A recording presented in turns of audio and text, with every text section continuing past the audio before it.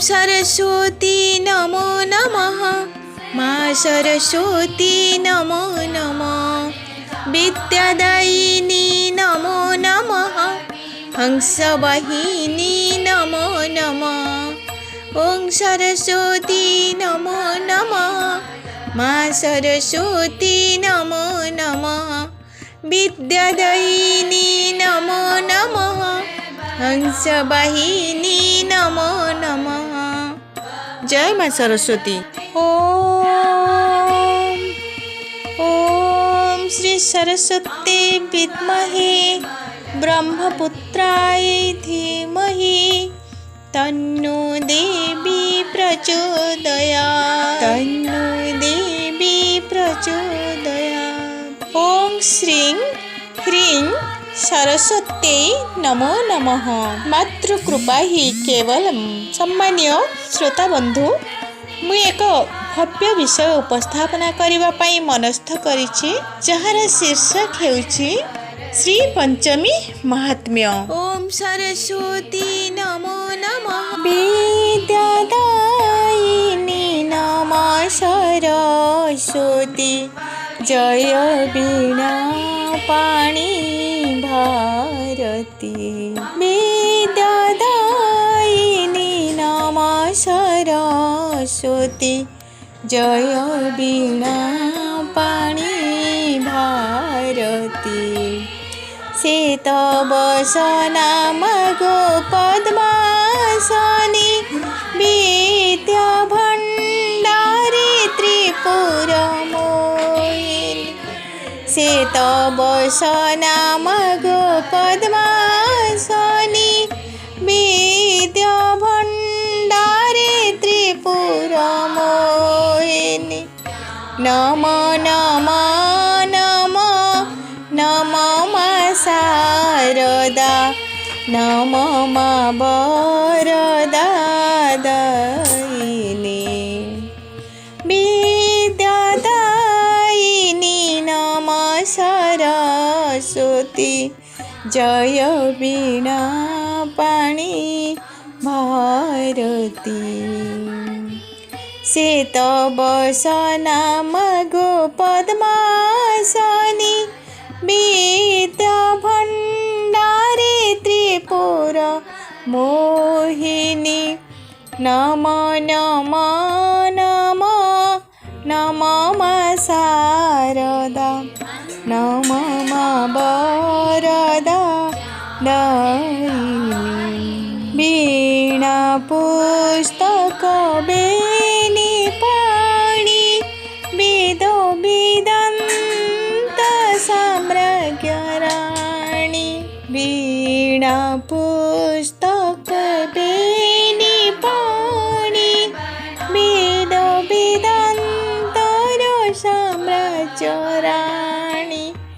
चारागाऊ छत्तीसरागिणी झंकारे तो नाम सार सृष्टि। विद्यादायिनी नमः सरस्वती जय वीणा पाणी भारती। शीतवसना मगो पद्मासनी विद्या भण्डारी त्रिपुरमोहिनी। नमो नमो नमो नमो माँ शारदा।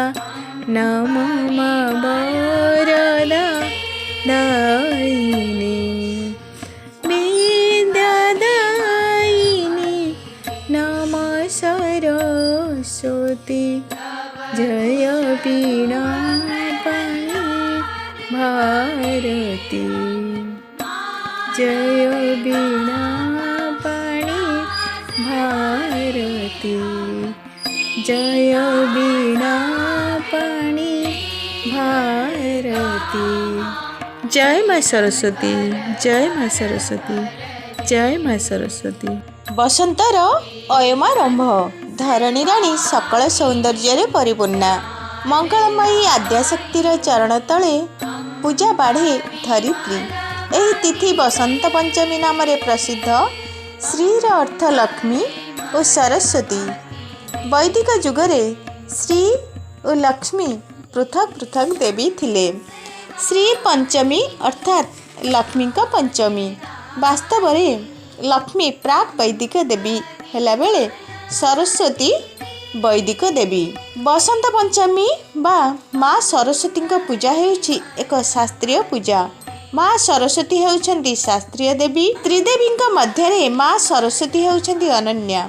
ତେଣୁ ସମସ୍ତେ ମା ସରସ୍ୱତୀଙ୍କ ପୂଜା କରିବା ଉଚିତ। ଯେତେବେଳେ ଏ ଧରା ସମ୍ପୂର୍ଣ୍ଣ ଅନ୍ଧକାରରେ ଆଚ୍ଛାଦିତ ଥିଲା, ସେତେବେଳେ ମା ମହାଲକ୍ଷ୍ମୀ ନିଜ ଶରୀରରୁ ନିଜ ସତ୍ତ୍ୱ ଗୁଣରୁ ମା ମହାସରସ୍ୱତୀଙ୍କୁ ସୃଷ୍ଟି କରିଥିଲେ। ମା ମହାସରସ୍ୱତୀ ନିଜ ଶରୀରରୁ ମା ସରସ୍ୱତୀଙ୍କୁ ଉତ୍ପନ୍ନ କରିଥିଲେ। ପ୍ରଜାପତି ବ୍ରହ୍ମା ସମଗ୍ର ଜୀବଜଗତକୁ ସୃଷ୍ଟି କରିଥିଲେ, କିନ୍ତୁ ସେହି ଜୀବଜଗତର ମୁଖରେ ବାଣୀ ଭରି ଦେଇଥିଲେ ମା ସରସ୍ୱତୀ। ତାଙ୍କର ଅନ୍ୟ ନାମ ବାଣୀ। ମା ସରସ୍ୱତୀ ଯେତେବେଳେ ବୀଣା ବାଦନ କରିଥିଲେ, ଚଢ଼େଇମାନେ କିଚିରି ମିଚିରି ଶବ୍ଦ ଆରମ୍ଭ କରିଦେଇଥିଲେ।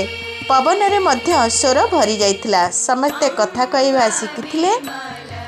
ଅଜ୍ଞାନ ଅନ୍ଧକାର ଦୂରେଇ ଦେଇ ଜ୍ଞାନ ପ୍ରାପ୍ତି ନିମନ୍ତେ ସମସ୍ତେ ମା ସରସ୍ୱତୀଙ୍କୁ ପୂଜା ଆରାଧନା କରିଥାନ୍ତି। ଭଗବାନ କୃଷ୍ଣ ସ୍ୱୟଂ ସର୍ବପ୍ରଥମେ ମା ସରସ୍ୱତୀଙ୍କୁ ପୂଜା କରିଥିଲେ ଏବଂ କହିଥିଲେ, ମାଘ ମାସର ଶୁକ୍ଳପକ୍ଷ ପଞ୍ଚମୀ ତିଥିରେ ମା ସରସ୍ୱତୀଙ୍କୁ ପୂଜା ଆରାଧନା କରାଯିବ। ଏହି ତିଥିକୁ ବିଦ୍ୟା ଆରମ୍ଭ ଦିବସ ବୋଲି ସମସ୍ତେ ଗ୍ରହଣ କରିବେ। ଯେଉଁମାନେ ଏହି ପୂଜା କରିବେ, ସେମାନଙ୍କ ଜୀବନରୁ ଅଜ୍ଞାନ ଅନ୍ଧକାର ଦୂର ହୋଇ ଜ୍ଞାନାଲୋକ ପ୍ରକାଶିତ ହେବ। ଦେବୀ ଶ୍ରୁତି ଓ ଶାସ୍ତ୍ର ମଧ୍ୟରେ ଶ୍ରେଷ୍ଠା ଓ ପଣ୍ଡିତମାନଙ୍କ ଦ୍ୱାରା ପୂଜ୍ୟା।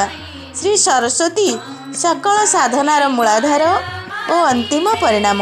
ଶାସ୍ତ୍ର ମତେ ମହାକାଳୀ, ମହାଲକ୍ଷ୍ମୀ ଓ ମହାସରସ୍ୱତୀ ମହାଶକ୍ତିଙ୍କର ଅଂଶ ବିଶେଷ ବା ଏକ ପ୍ରକାଶ ସ୍ୱରୂପ। ବେଦରେ ସରସ୍ୱତୀଙ୍କୁ ଅନ୍ନଦାତ୍ରୀ ବୋଲି କୁହାଯାଇଛି। ଋଗ୍ବେଦରେ କୁହାଯାଇଛି, ମା ସରସ୍ୱତୀ ମଧ୍ୟ ଦେବୀମାନଙ୍କ ମଧ୍ୟରେ ଶ୍ରେଷ୍ଠା।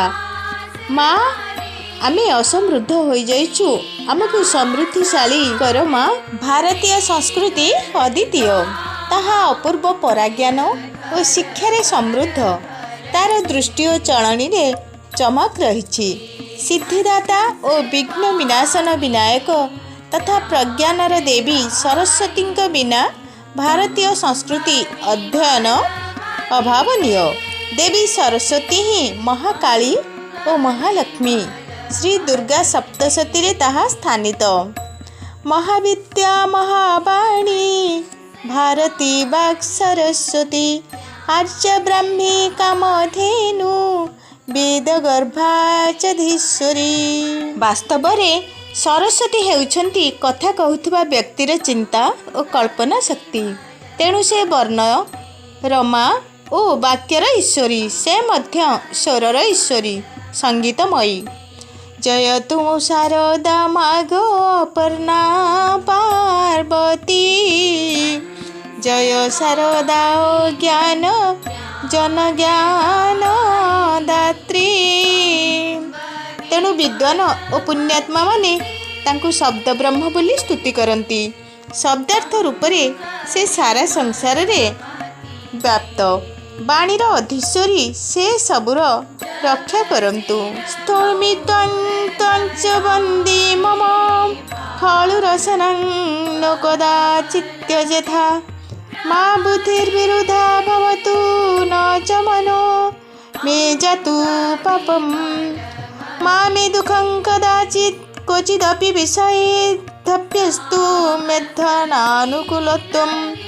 ଶାସ୍ତ୍ରବାଦେ କବିତ୍ୱେ ପ୍ରସରତୁ ମମ ଧର୍ମାସ୍ତୁ କୁଣ୍ଠା କଦାପି। ଏହାର ଅର୍ଥ, ହେ ମୁନିଗଣ, ନମିତା ସରସ୍ୱତୀ ପୁଣ୍ୟ ପ୍ରଭାବଯୁକ୍ତା। ସେ ସୁବର୍ଣ୍ଣା। ତାଙ୍କ ଚରଣରେ ଶରଣ ନେଲେ ସେ ଅନୁଗତଙ୍କୁ ତିନି ଲୋକରେ ଜୟଯୁକ୍ତ କରିଥାନ୍ତି। ସେ ଦୁରିତଙ୍କୁ ଦହନ କରିଥାନ୍ତି। ସେ ଦୁଷ୍କୃତ ହାରିଣୀ, ପାପ ବିନାଶିନୀ। ସେ ସନ୍ତୁଷ୍ଟା, ସିଦ୍ଧିଦାତ୍ରୀ। ତେଣୁ ଏହି ଶ୍ଲୋକରେ କୁହାଯାଇଛି, ହେ ଜଗନ୍ମାତା ମହିୟସୀ ମା, ବାଚି ତିଷ୍ଠ ତୁମେ ସଦା।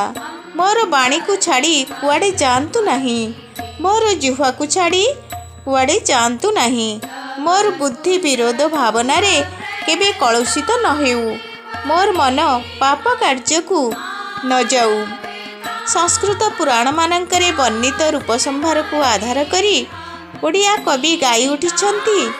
अइले सरस्वती निर्मल वर्णे, रत्न विभूषित कुंडल कर्णे, गलारे गजमती मुकुतार हार, दियो मात सरस्वती विद्या भंडार।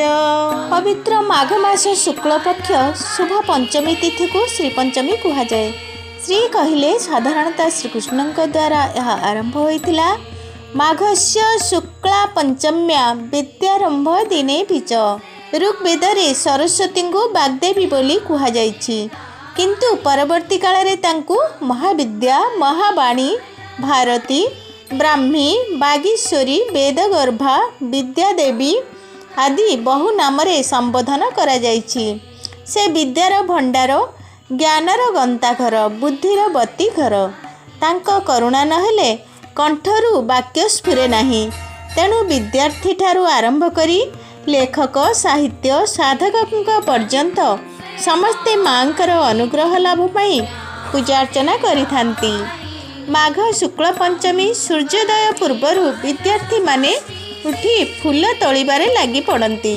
गाधोई पाधोई उपवास रहिबा संगे संगे नववस्त्र परिधान करती, माला गुंथंती और निज निज घरे और विद्यालय मानंकरे माँ सरस्वतींकर पूजा करी पुष्पांजलि प्रदान करती। तापरे पंचामृत और प्रसाद सेवन करा जाइछि। तेणु पूर्वाह्न हेउछि पूजा पाई प्रकृष्ट समय। तेणु संस्कृत रे गोटे श्लोक अछि, पूर्वाह्निकास्तु सुतीर्थो देव कार्य फलप्रद। शास्त्र मथरे देव कार्य मानंकरे तिथि मानंकर पूर्वाह्न ही ग्रहणीय। ब्रह्म पुराण रे कहा जाइछि सरस्वती हेउछंती भद्रकाली। से वेद वेदांत वेदांग तथा सकल विद्यार मूल उत्स। सार्वभौम कवि उपेन्द्र भंज एही तिथि जन्म लाभ करी माँ वाग्देवी आशीर्वाद लाभ करी ओडिया साहित्यर मान संस्कृत साहित्यर समकक्ष करि परिथिले। 1779 मसीह माघ श्री पंचमी तिथि से जन्म लाभ करी ओडिया संगीत राज्य रे संस्कृत तुल्य गद्य पद्यमय चंपू सृष्टि करी से मध्य अमर होइछंती। स्वभाव कवि गंगाधर मेहर गाइछंती, मंत्र देइछु पुणी बाछि बाछि लोक, तम नासी सृजुछंती से माने लोक। तेणु ସେହି परमात्मा मुखरू सरस्वती आविर्भूता होइछंती। से शुक्ल वर्ण वीणा पुस्तक धारिणी गोटे पूर्णचंद्र शोभारे से शोभिता। शरतकालीन पद्म परी तांकर नेत्र जुगल। से बह्नि परी दीप्तिमयी, रत्न अलंकार रे अलंकृता, सुंदर दंतपंक्ति युक्ता, मंदहासिनी, सुंदरी मानंकर सुंदरी। से वेद और शास्त्र निर्यास, विद्वान मानंकर श्रेष्ठ जननी। से कवि मानंकर श्रेष्ठ देवता। से शुद्ध सत्व स्वरूपा, शांत रूपा। आविर्भाव मात्रके से गोविंदंक सम्मुख रे रही तांकर नाम गुण कीर्ति बड़ आनंद रे गान करथिले और वीणा बजाई नृत्य करथिले। साधारण मनीष स्वार्थपर अविद्या और षड रूपे पूर्ण होइथिबा प्राणी ठारू से बहुत दूर रे। जेतेबेले मनीष कामना वासनाहीन होई निर्मल अंतकरण रे असीम श्रद्धालु होई सरस्वतींकर वंदना करे, से आविर्भूत होई ईप्सित ज्ञान प्रदान करती। सरस्वती तांको उपासक मानंकु समस्त पापतापरु मुक्ति करी कामना शून्य करी परम पद अभिमुखी करती। कारण से अनादि अंतर्जामी। से मोक्षदात्री, अध्यात्म्य, अद्वैता ब्रह्म शक्ति, नित्या, नूतना, अनित्या। तेणु ज्ञान पिपासु आर्य मानवटीए विनम्र कंठरे गाई थाए, ब्रह्मस्वरूपा परमा ज्योतिरूपा सनातनी, सर्वविद्याधिदेवी जातस्यै बाणै नमो नमः। सरस्वती केवल हंस वाहिनी रूपे जीवर निष्कलंक उज्ज्वल वर्ण चरित्र और गुणर अधिष्ठात्री नुहंती। से जीवर आवश्यक ऐश्वर्य गांभीर्य दान करती। मराल मयूर सिंह तीनोटी प्रतीकात्मक। हंस हेउछि जीवर, मयूर ऐश्वर्य गांभीर्यर, सिंह हेउछि वीरत्व पौरुषर। तेणु सरस्वती आत्मज्ञानर अविच्छेद्य अंग। से नित्या शुक्ला विकार विवर्जिता। से ब्राह्मणी रुद्राणी। तांक बिना आध्यात्मिकता को परिकल्पना करिबा असंभव। माँ सरस्वती सृष्टिर उद्भव तथा विकासकारिणी। सृजन कर्मर से नारी। एणु से समस्तंक शीर्षरे। ब्रह्म वैवर्त पुराण अनुसार सरस्वती नदी हेबा पछरे गंगांकर कौन जे अभिशाप थिला आसंतु जानिबा। थरे देवर्षि नारद सरस्वती काहींकि भारत रे पुण्यप्रदा नदी रे परिणत हेले बोली जिज्ञासा कले। नारायण उत्तर रे कहिले हरिंकर तीनोटी भार्या थिले। सेमाने हेले लक्ष्मी, सरस्वती और गंगा। थरे गंगा हरिंक मुख को निरीक्षण कले। कामपरा होई हसी कटाक्षरे बारंबार चाहिए। हरि मध्य चाहि हसी देले। ए दृश्य को देखी लक्ष्मी क्षमा करिदेले। हेले सरस्वती सही पारिले नहीं। रागी गले। कहले तुमे गंगा और लक्ष्मी को अधिक भल पाउछ। मु हतभागिनी। तुमको जो मनीषी माने सर्वेश सत्व रूपे बोली कहउछंती सेमाने मूर्ख। सेमाने वेदज्ञ नुहंती। तुमर मति जानती नहीं। हरि किछि न कही सभा बाहर को चलीगले और गंगा को सरस्वती पुणी गाली दे कहले स्वामी सौभाग्य को काहींकि विज्ञापित करुछु। तो मान आजी चूर्ण करिबी। गंगा कहले बाग दुष्टा बागधिष्ठात्री देवीयं कलह प्रिय। हे सरस्वती बाघर अधिष्ठात्री देवी हेले मध्य बाघ द्वारा कलुषित होई कली झगड़ा करुछ। तुमे सरित स्वरूपा होई मर्त्य को जाओ। कली जुगरे जो पापी माने अछंती तुमे सेही पापी मानकर पापर अंश लाभ करिवो। सरस्वती मध्य गंगा को मर्त्य को जीवाकू अभिशाप देले। स्मृति शक्ति, ज्ञान शक्ति, बुद्धि शक्ति स्वरूपिणी प्रतिभा कल्पना शक्ति जाच तस्यै नमो नमः। तेणु से सरस्वती हेउछंती स्मृति शक्ति, ज्ञान शक्ति, प्रतिभा शक्ति, कल्पना शक्ति, सर्वशेष बुद्धि शक्ति। हे अलौकिक गुणयुक्त माँ सरस्वती तुमे मते रक्षा कर। तेणु सेही अनुभवी मनुष्य माने कहती विद्या च बादाय धनं मदाय।